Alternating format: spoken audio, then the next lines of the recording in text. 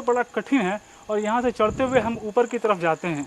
और इस साइड क्षेत्र में आपको भगवान राम के पैरों के निशान मिलेंगे। ये कभी एक शांति स्थल रहा था, यहाँ पे यज्ञ किया गया था। और यहाँ पे एक क्षेत्र जो चारों बगल से फैला हुआ है, ऐसा क्षेत्र है जहाँ पर कि इतना बड़ा क्षेत्र है जहाँ पर काफ़ी मकान या रहने की स्थिति में कोई भी व्यवस्था की जा सकती है। और ये पूरा का पूरा क्षेत्र जो है मंदारगिरी क्षेत्र कहा जाता है। इधर मैं आपको बताना चाहूँगा, यहाँ से साफ देख सकते हैं आप, यहाँ से साफ चानन नदी का बहाव है। चानन नदी आपको साफ नज़र आ रही है। चानन नदी इस तरफ से बहती है, पश्चिमी क्षेत्र से पूरा चानन नदी बहती है, पूर्वी क्षेत्र से चीर नदी बहती है। और गंगा की जो यहाँ से दूरी है, गंगा की दूरी महज 50 किलोमीटर दूर है, जो यहाँ से सीधे रास्ते पे पड़ती है।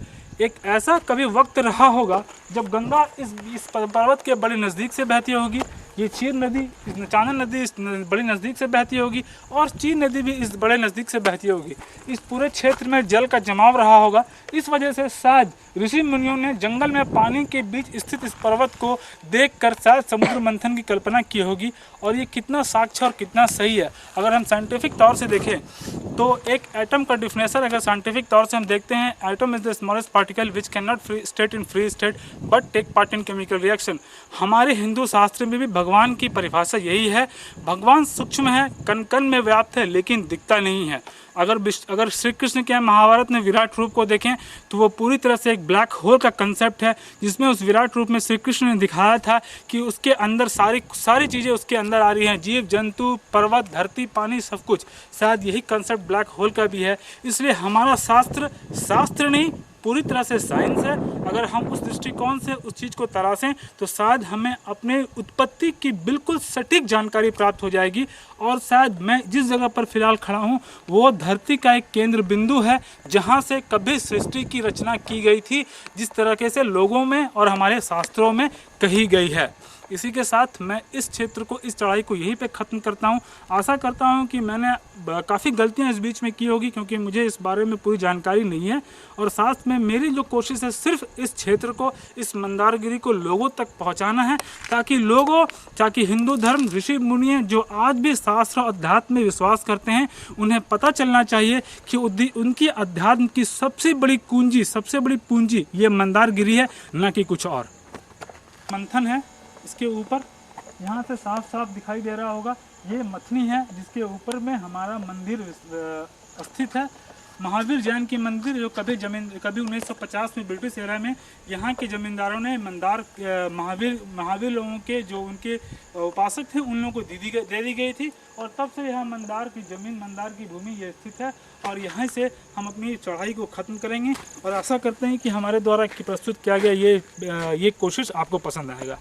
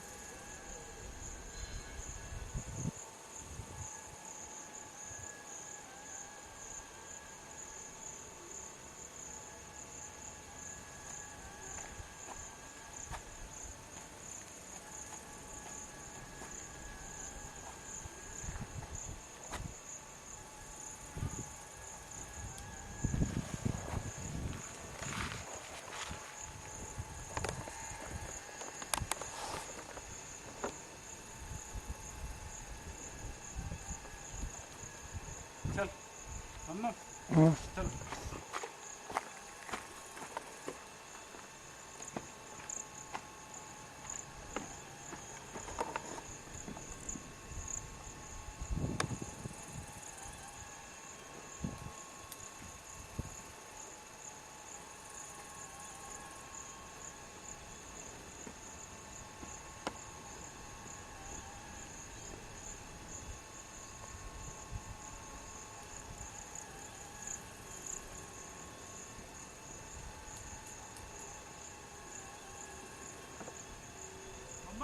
हम्म।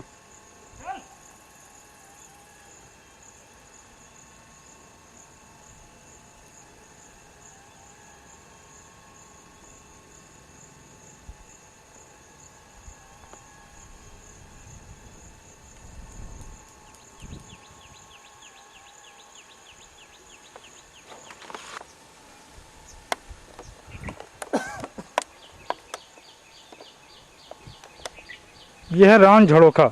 यहाँ पर भगवान राम के पैरों के निशान हैं। अब ये एक ऐसा जगह है जहाँ से अगर आप खड़ा होकर देखेंगे तो इस पूरे क्षेत्र का इतना खूबसूरत नज़ारा नज़र आता है, मानो ऐसा लगता हो कि किसी दूरबीन से आप इस क्षेत्र का नज़ारा देख सकते हैं। अगर कभी किसी राजा ने यहाँ पे किला बनाया होता तो मैं विश्वास के साथ कह सकता हूँ ये उसका वो क्षेत्र होता जहाँ से खड़ा होकर वो इन क्षेत्रों पर निगरानी करता।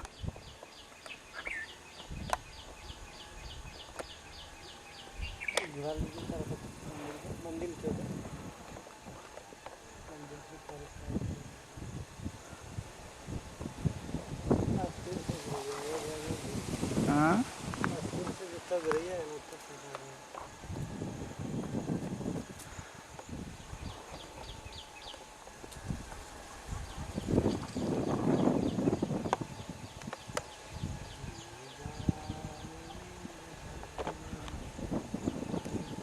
ये हमारे बम कुमार, हमारे कैमरामैन, जिन्होंने अब तक हमारे बड़ा ही खूबसूरती से साथ निभाया है।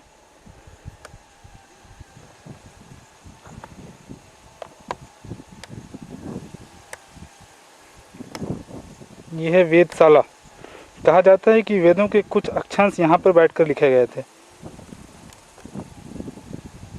और ये पूरा हमारा बौंसी और बांका क्षेत्र।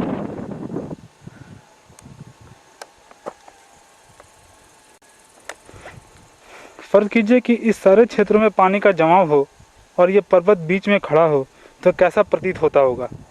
फिर भी ये कहना बड़ा ही आश्चर्य वाली बात होगी कि इसी पर्वत को समुद्र मंथन के लिए क्यों दिख रखा गया। चलो, आ रहा होगा कि इन्होंने हिरण्यकश्यप को अपने पैरों पे जांघों पर रखा हुआ है और उसे मारने की कोशिश कर रहे हैं। ऐसी ही बड़ी खूबसूरत सी मूर्ति जो काला और बड़ा काफ़ी भव्य है, वो मूर्ति आपको नरसिंह गुफा के अंदर में मौजूद है। और भगवान नरसिंह की जो आंखें थी, कही जाती है वो हीरो की आंखें थी, जो रात में भी अंधेरे में चमका करती थी और लोग उसी का दर्शन करके जाते थे।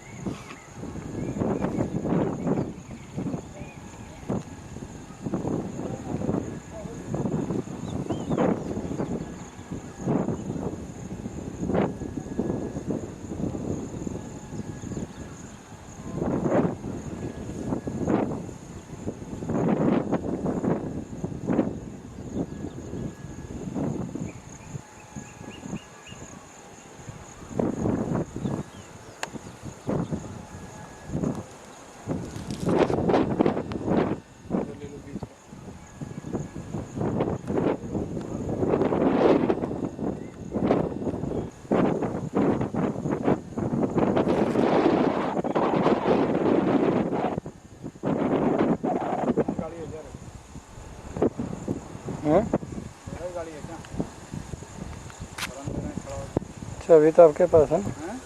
कौन बोलेरो? नहीं मालूम।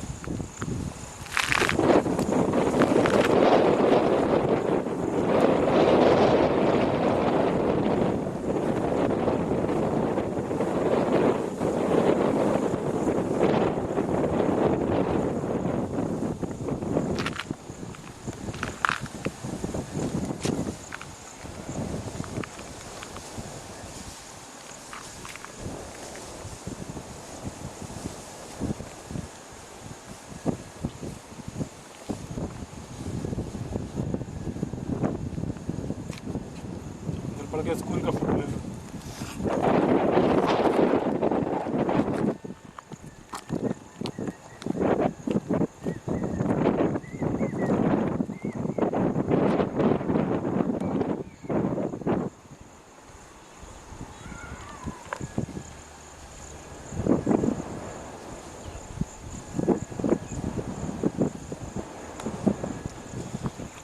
अद्वैत मिशन इस पहाड़ के तराई में स्थित है स्कूल। बड़ा खूबसूरत है स्कूल, जहाँ पर दोनों तरह की व्यवस्था है। डे स्कॉलर भी रहते हैं और यहाँ पर रेसिडेंशियल की व्यवस्था है। बड़ा ही खूबसूरत स्कूल। जिसे मंदार विद्यापीठ को जिसे माधव शंकर माधवन ने स्थापित किया था, जाकिर हुसैन इसके एक संस्थापक थे और तब से स्कूल चला आ रहा है।